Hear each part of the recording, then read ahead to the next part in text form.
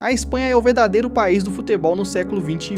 Um país com um DNA próprio de futebol e muito vencedor, que se consolida no mais alto patamar do mundo. O futebol mudou, a velocidade é implacável, a intensidade física beira o desumano, e os algoritmos mandam em quase tudo nos gramados de elite hoje. Mas no meio desse caos moderno, um país tomou a coroa para si. Se o Brasil foi o dono do jogo no século passado, a Espanha se tornou o verdadeiro país do futebol no século XXI. E se você parar para assistir a seleção espanhola em campo, vai notar um padrão, um eco, uma anomalia no tempo. Parece que o relógio para e o campo diminui. Enquanto o resto do mundo corre atrás da bola, a Espanha decide exatamente quando ela deve se mover, como se cada jogador estivesse lendo a mesma página de um livro invisível. 2 tsunamis geracionais separados por mais de uma década. A máquina perfeita de 2010 e a nova dinastia dominante de 2026. O que conecta essas seleções vai muito além de troféus. É uma obsessão cultural e a arte do domínio. Para entender onde essa revolução nasceu, precisamos voltar até a semente de tudo. Nos anos 90, Johan Cruyff assombrou a Espanha e plantou uma filosofia que mudaria o país para sempre. Ele ensinou que a bola deve correr, não o jogador. O holandês revolucionou o Barcelona, mas a verdade é que a sua ideia acabou contagiando a mentalidade de uma nação inteira. Essa semente germinou e virou um método padronizado. A Espanha passou a aplicar exatamente a mesma filosofia de jogo, desde o sub-15 até a seleção principal. Quando um garoto veste a camisa espanhola na base, ele já sabe de cor o que fazer no profissional. O maior símbolo dessa continuidade é o próprio técnico Luis de la Fuente. Ele não caiu de paraquedas no cargo. Ele foi o arquiteto que moldou essa geração desde o início, conquistando títulos na base do sub-19 e sub-21 antes de assumir o time principal. Ele conhece o DNA desses atletas, porque ajudou a construí-lo. Quando Luis Aragones e Vicente Del Bosque colocaram essa ideia em prática na seleção principal, nasceu o famoso tic-tac.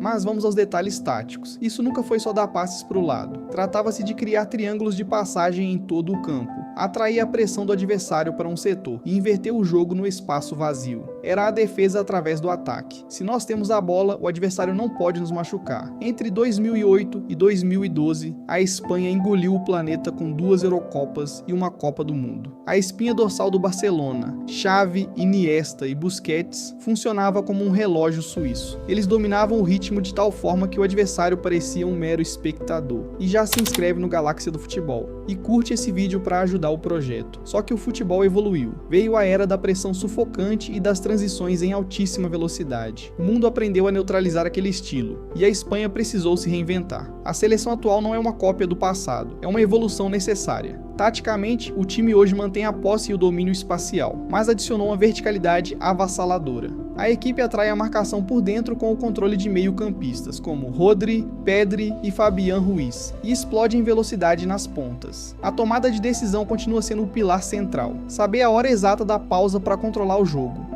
E o momento da aceleração letal. Nas pontas, a audácia e o drible de garotos como Lamine Yamal dão ao time o improviso que assusta qualquer defesa, ao conquistar a sua segunda Copa do Mundo da história. Essa nova geração provou que o modelo espanhol continua imbatível. E o mais assustador para os rivais é que esse time é extremamente jovem. Eles não apenas atingiram o topo hoje, mas têm margem e maturidade para dominar o futebol mundial e empilhar mais taças nas próximas edições da Copa do Mundo. No fim das contas, a Espanha nos ensinou que o futebol não é apenas um jogo de força, é um jogo de inteligência. Em 2010, eles escreveram a cartilha. Em 2026, reescreveram as regras de como se manter no topo sem perder a alma e sua essência. A Espanha se torna apenas o primeiro país a vencer 2 Copas do Mundo nesse século, além de já ter conquistado 3 vezes a Eurocopa no século XXI. Mas e para você? Essa nova geração espanhola, mais vertical e jovem, já é mais assustadora do que o time lendário de 2010? O que o Brasil pode fazer para voltar ao topo do futebol? Deixe sua opinião nos comentários. Se inscreva no Galáxia do Futebol e curte esse vídeo.